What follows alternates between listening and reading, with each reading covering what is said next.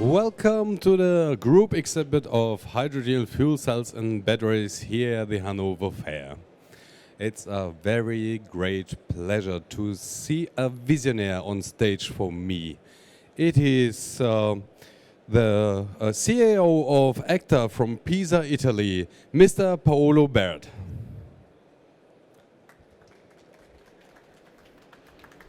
Hi, Paolo, good afternoon. hi. Take a seat, please. Thank you. So, directly from Pisa, or did you arrive yesterday? No, I did arrive 2 days ago. I have already. Okay, so you could enjoy the fair on the side. What kind of response did you get at your booth? Well, excellent. Really, a lot of interest.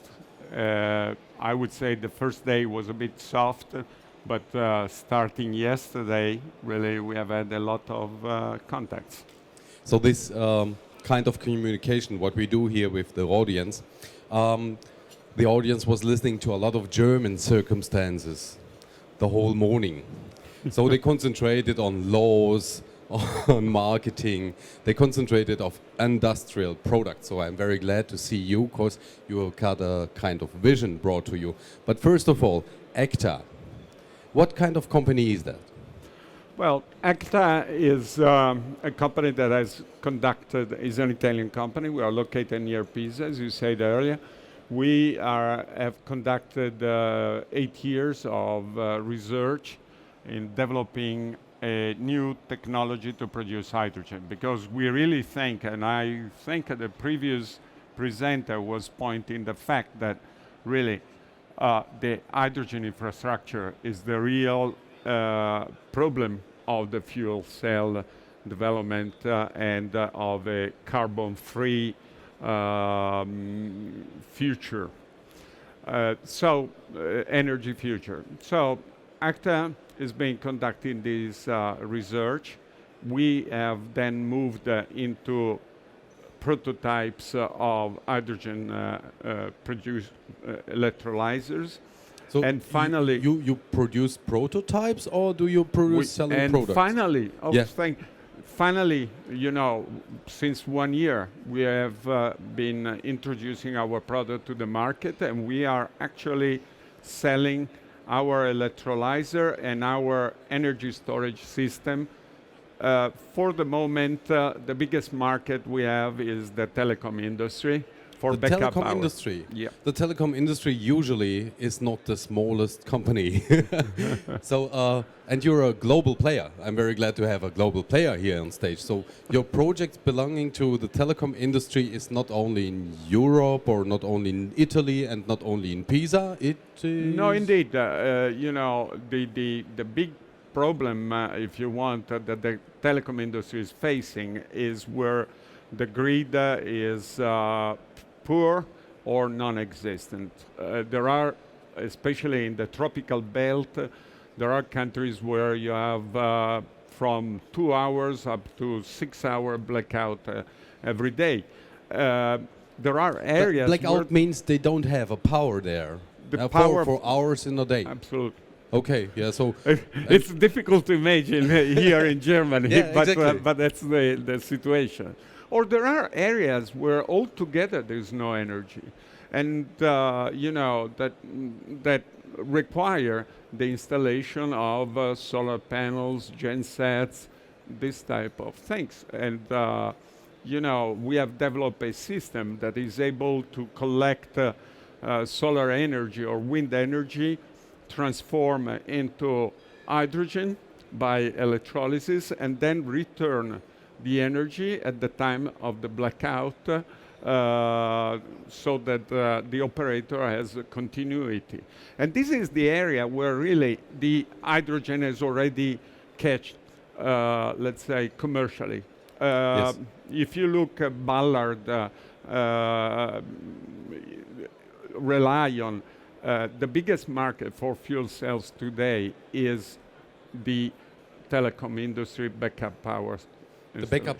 So that means I can go down into the bush, let me say in Australia or in Brazil. Or in the Philippines. Or in the Philippines, right? Right. And I still can use my mobile and have a connection instead of being in the wild whatever.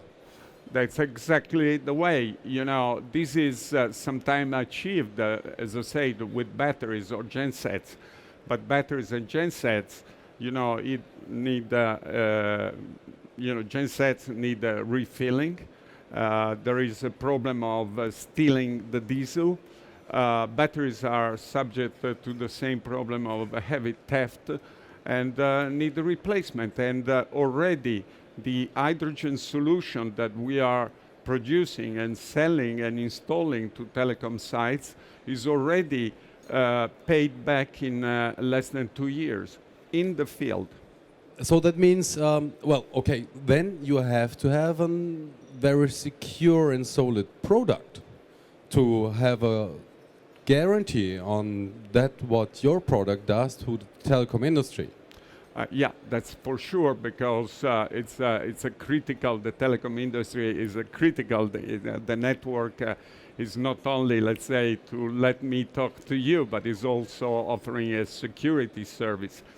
And this is where the fuel cell has been excelling. The hurdle of fuel cell still remains, as said earlier, the logistics of hydrogen.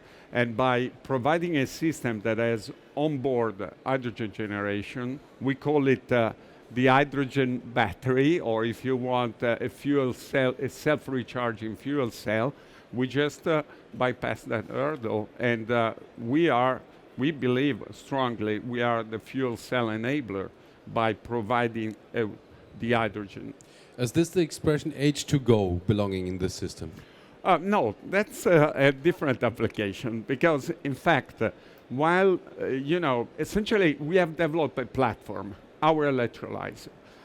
We have been so far exploiting the telecom industry, because that's the first industry where we already see a market for fuel cells and a desperate need of hydrogen. But then, there is the mobility, okay? We have heard, 50% of the companies here are focusing on this fuel cell car that is coming to Germany, coming to UK, coming to United States, which requires an hydrogen infrastructure. If you take the words of the ex-CEO of Hyundai America, the hydrogen infrastructure has been the biggest hurdle to that. Now, there are several companies here that are approaching the point of the roadside, let's say, hydrogen supply, so the big filling station. We think that since our technology is capable of producing hydrogen economically, at a price which is already today lower than the cost, the equivalent cost of diesel, even at a small scale, we believe that there is also the possibility of producing in Germany your hydrogen for your fuel cell vehicle. And I think it's a very viable way to proceed, because in reality, the number of vehicles will be... I can refill my own hydrogen car at home. I don't pay no fuel anymore anywhere else. It's only for me? Yeah. Okay. Well, it's we are developing now, starting from the same platform. Yeah. We are now developing together with an engineering company that specializes in the compression and the distribution of the hydrogen. A refilling station that you can put in your company, that you can put at your home, and you can connect with 10 kilowatt of solar panels, and you generate your own electricity. This is solving two essential points. I think one, indeed, decarbonizing, let's say, our transportation. But the other great element is also that you are not injecting renewable into the grid, creating the congestion that we have today. but you rather use the renewable electricity at the point of production. If I take Scotland, for instance, which has big wind turbine possibilities, but on the other hand, you know, you need to have a use of the hydrogen you generate, the use of electricity you generate on spot. Otherwise, you're not getting the connection with the grid because of lack of grid capabilities. You take Germany with all the solar roofs and wind that you have around, you know. So these are the basics for this kind of system, which we have here right now in Germany. Not every household, but there are a lot of houses with, for example, photovoltaic plants, and there are a lot of windmills outside in the field producing electricity. So you can connect directly on this kind of system. You can connect directly on that type of system. Indeed, not for the North Sea windmills, which will require the megawatt scale electrolyzer, and you have companies here that are offering that type of machines. I think we should show a graphic about it, because you're explaining very fine, and you paint up a picture in my mind, and I found a picture around the corner that shows exactly what you mean.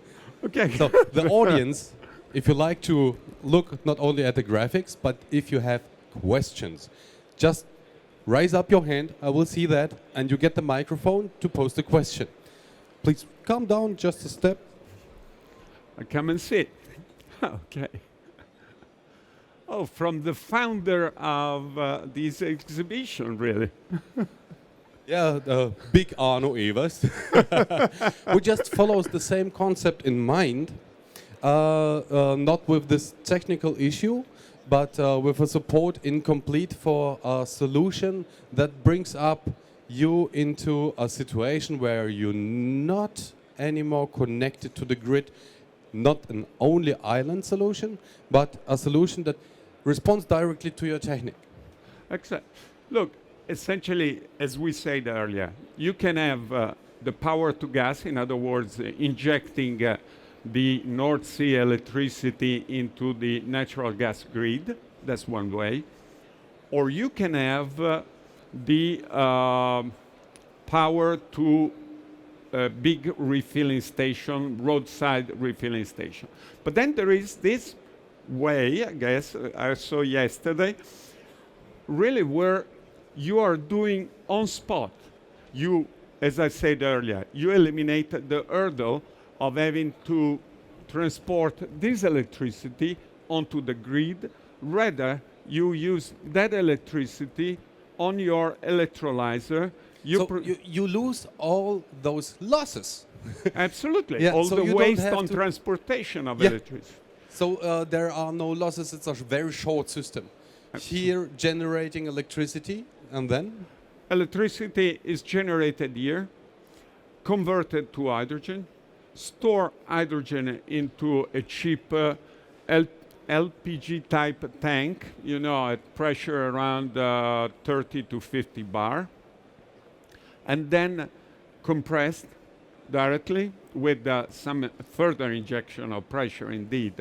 But you have already eliminated the first stage of compression because our electrolyzer can produce the hydrogen up to 50 bar. So you compress it further. You go into a 350 bar tank, which is one of the two standards which have been adopted by all the fuel cell motor company. And you can use that electricity, that hydrogen, into your car. Now, since the car has a fuel cell in this case, you plug the fuel cell to your home. So you come back home, you connect the car to the hydrogen tank, you refill your car, and at the same time you produce the electricity to turn on your TV set and all your appliances. That's the big picture. Today, with the system that you can already see at our stand. Where is it? It's there. It's right there. Just around the corner. Around the corner. Okay, with that, you can produce the hydrogen here, Okay, you stock on an LPG type tank, so quite inexpensive. And then when you come back home, you turn it on through the fuel cell. So the fuel cell is producing the electricity. This is the time shifting. So this is the concept of using the electricity that you have produced. Because Mr. Bert, honestly, this sounds like an extreme expensive system, isn't it? no, because If you compare it with oil or with gas or with... well, you said you can get a system like this in operation with a genset, okay? But then the cost of the diesel would be superior to the cost of your own produced system. The other element that you may consider is the fact that, take UK. If you inject, I think it's if you inject your electricity into the grid, you get 4.5 pennies. But if you buy the electricity, and this is when you come back home, okay, you buy the electricity, you buy normally at 3-4 times an higher price. So really, if you're able to use your own electricity, you're much more efficient and your cost is lower. Yeah, so you don't have to spend a lot of money for the rest of the system, like the grid and whatever, which are growing costs. And you match the costs right now. With your kind of system, you match the costs. So I don't have to pay for electricity more with this kind of system, because I got your electrolyzer, right? Yeah, and this is really partially due to the fact that the cost of our electrolyzer is finally, at the level where we can compete, let's say, with conventional energies. In fact, we are competing with batteries, we are competing with gensets on commercial level.